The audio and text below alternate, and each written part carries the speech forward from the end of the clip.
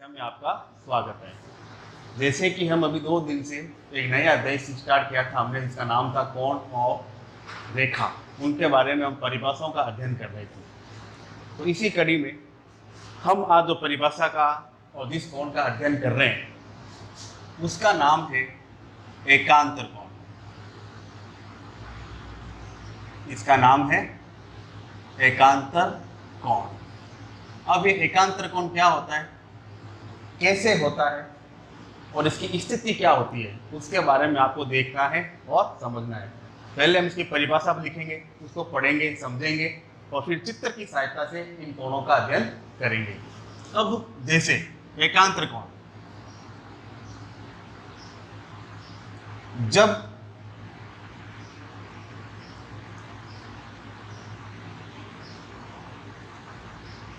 दो सरल रेखाओं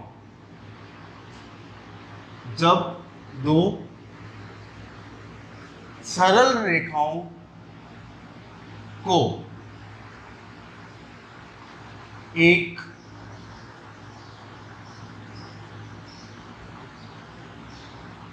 तिर्यक रेखा क्या होती है, मैं पहले आपको परिभाषा के द्वारा समझा चुका हूं। एक तिर्यक रेखा प्रतिच्छेद करती है, प्रतिच्छेद या इसको हम लिख देते हैं काटती है। जब दो सरल रेखाओं को एक तिर्यक रेखा प्रतिच्छेद या ब्रैकेट में लिख दिया मैंने काटती है, तो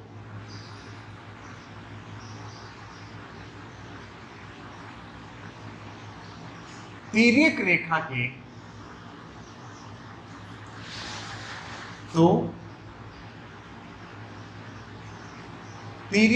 के विपरीत यानी उल्टी दिशा, ऑपोजिट साइड, विपरीत दिशा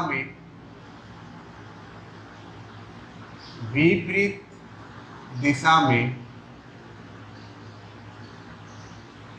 बनने वाले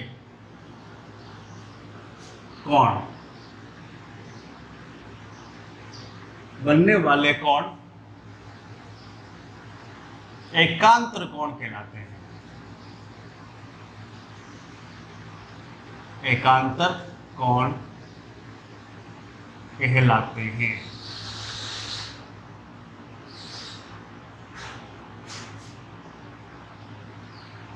एकांतर कोण के युग्म मतलब जोड़ा, युग्म का मान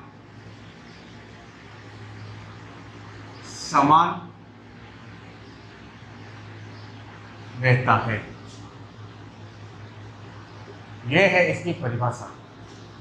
अब कैसे, जब दो सरल रेखाओं को एक तिर्यक रेखा प्रतिच्छेद यानी काट रही है, तो तिर्यक रेखा के विपरीत दिशा में, इसका विशेष ध्यान रखना है, कौन सी, कि तिर्यक रेखा के विपरीत दिशा में बनने वाले कोण एकांतर कोण कहलाते हैं। और इनका जो एकांतर कोण का जो युग्म बनेगा यानी जोड़ा जो बनता है, उसका मान समान रहता है। अब कैसे, इसको आपको समझना है। जैसे मान लीजिए ये सरल रेखा,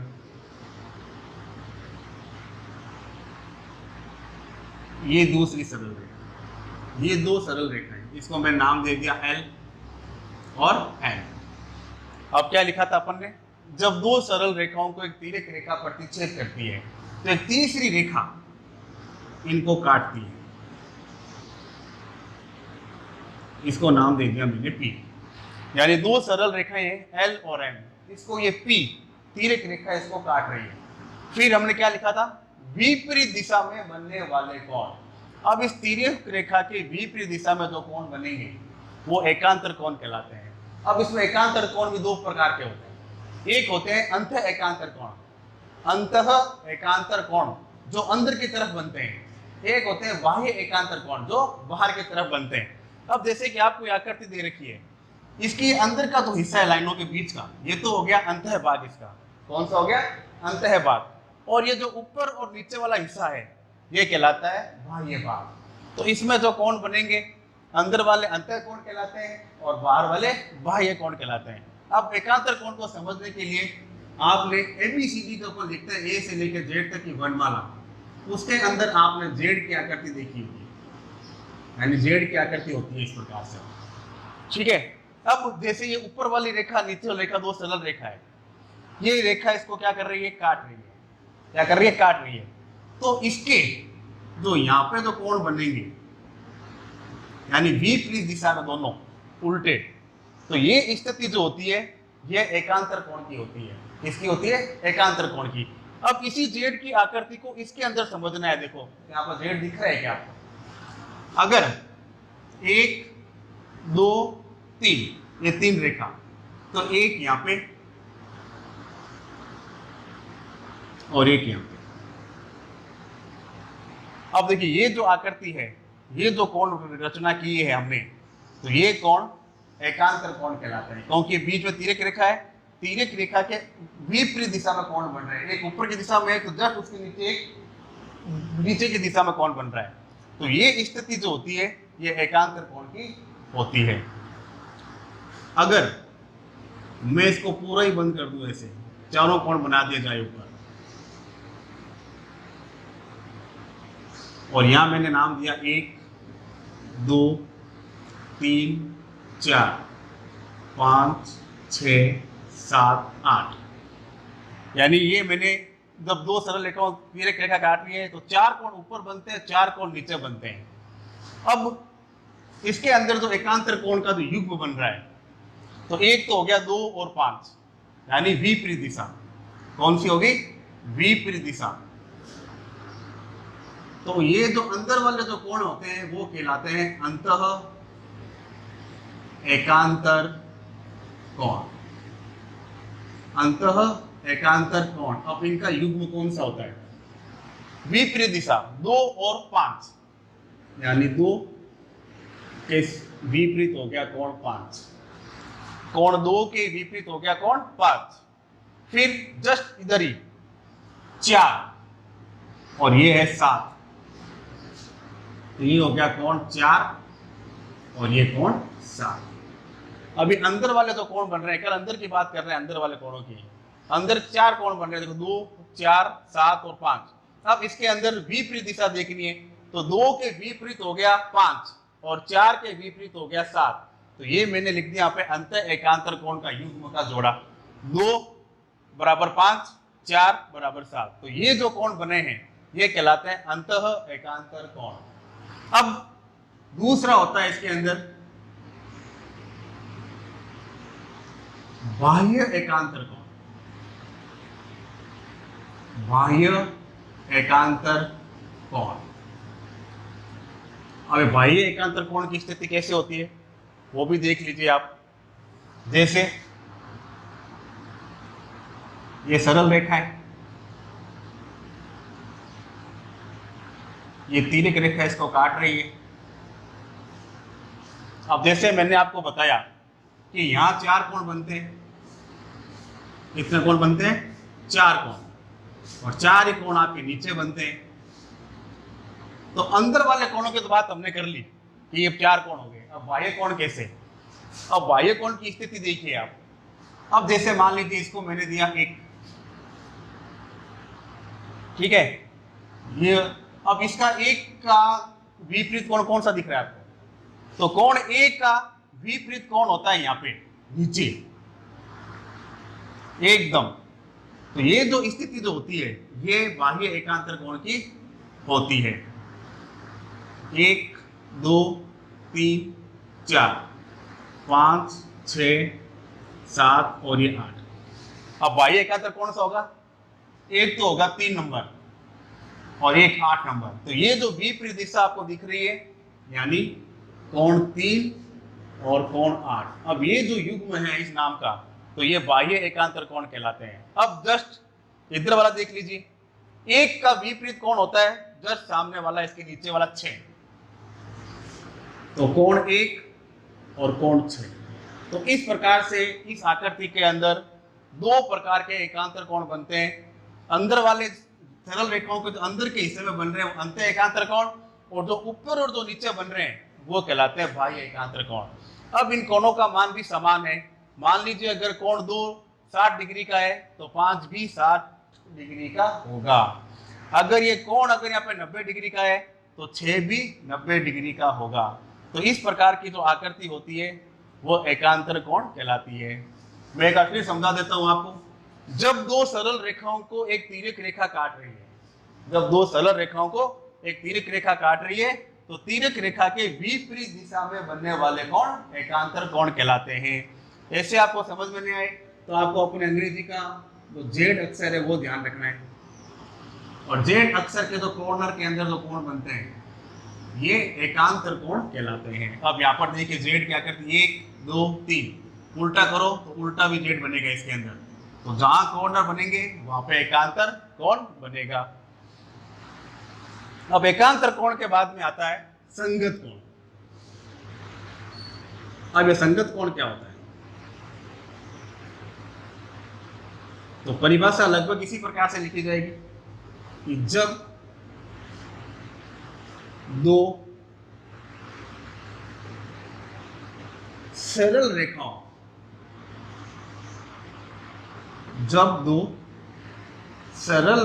को एक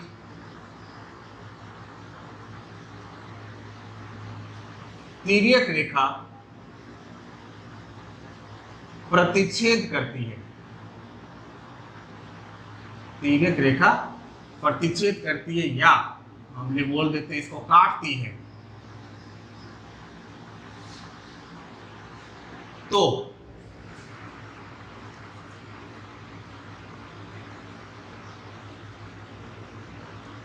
तिर्यक रेखा के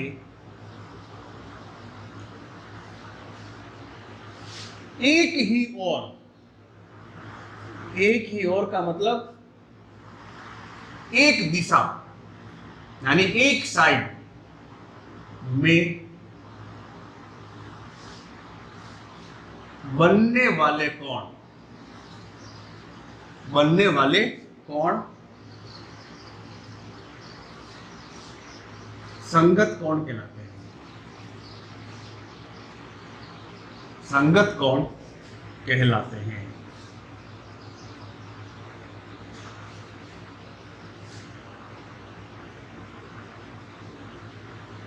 संगत कोण के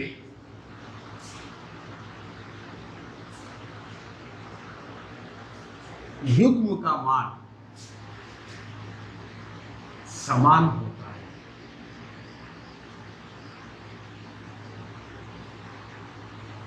ये परिभाषा आपको याद रखनी है। अगर परिभाषा आपके समझ में आई भी है और आपको याद है तो आकृति तो इसी प्रकार की आएगी।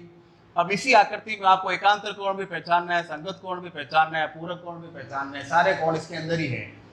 अब जैसे हमने इसमें लिखा कि दो समांतर रेखाओं को तिर्यक रेखा काट रही है, इसकी जो मेन बात है वो है एक ही ओर यानी एक ही दिशा में बनने वाले कोण संगत कोण कहलाते हैं। अब जैसे ये आपकी पहली सरल रेखा, इसको नाम दे दिया मैंने P। ये दूसरी संगत रेखा सरल रेखा, इसको मैंने नाम दे दिया Q। अब एक ये तिरछी रेखा इसको काट रही है यानी तिर्यक रेखा, इसको नाम दे दिया मैंने L। तो परिभाषा के अनुसार दो सरल रेखाओं को तिर्यक रेखा काट रही है। अब ये क्या कह रहा है कि तिर्यक रेखा के एक ही ओर यानी एक ही दिशा के अंदर बनने वाले कोण संगत कोण कहलाते हैं। अब कैसे? अब देखिए तिर्यक रेखा है। अब तिर्यक रेखा के दो साइड हो गई, यानी ये तिर्यक रेखा इधर वाला बायां हिस्सा हो गया, इधर वाला दायां हिस्सा हो गया। आप पहले बार बाएं हिस्से की बात कर रहे हैं तो एक ही दिशा की बात कर रही है, तो लिख के मैंने यहाँ एक कोण बनाया, ठीक है। अब एक ही दिशा, अब लाइन ऊपर की ओर जा रही है और यहाँ क्रॉस कर रही है, तो मैंने एक आकृति एक कोण यहाँ बना दिया। अब देखिए तिर्यक रेखा है, दोनों कोण बनाए मैंने एक ही दिशा के अंदर, तो ये जो स्थिति जो होती है ये कहलाती है संगत कोण कहलाता है। क्या कहलाता है? संगत कोण। अगर ये संगत कोण बाय चांस मान लीजिए 75 डिग्री का है, तो अगर ये नहीं दे रखा हो तो जब ये 75 का है तो ये भी कितने का होगा, 75 का ही होगा। तो इसके अंदर दो कोण दिख गए। अब दाएं तरफ आ जाइए, यहां कोण बन रहा है और इसके जस्ट ऊपर की ओर दाएं सीधा, तो यहां क्रॉस कर रहा है, तो ये यहां बन रहा है। तो ये देखिए, अब ये जो स्थितियां हैं ये संगत कोण की है। अब जब रेखा ऊपर भी जा रही है तो रेखा देखिए नीचे भी आ रही है, वापस रेखा के दोनों तरफ तीर बनी हुई है, रेखा ऊपर जा रही है तो नीचे भी आ रही है। तो वही स्थिति यहाँ उल्टी कर लीजिए आप। अब आप नीचे से देख लेते हैं, ऊपर से देखेंगे तो यहाँ ये कोण बन रहा है और जस्ट इसके सामने एक ही दिशा के अंदर आते हुए कोण आपका कहाँ बन रहा है, यहाँ बन रहा है। ये बाएं तरफ, अब दाएं तरफ की बात आ जाइए, अब ये यहाँ बन रहा है और ये जस्ट यहाँ बन रहा है। अब तो ये जो स्थितियां हैं ये कहलाती है संगत कोण, और इनका मान भी हमेशा आपस में क्या होता है, समान होता है। अब जैसे मान लीजिए मैं इसको नाम दे दूं A B C D E F G H नाम दे दिया। अब आपको इसमें से आपको संगत कोण की स्थितियां बतानी है। संगत कोण,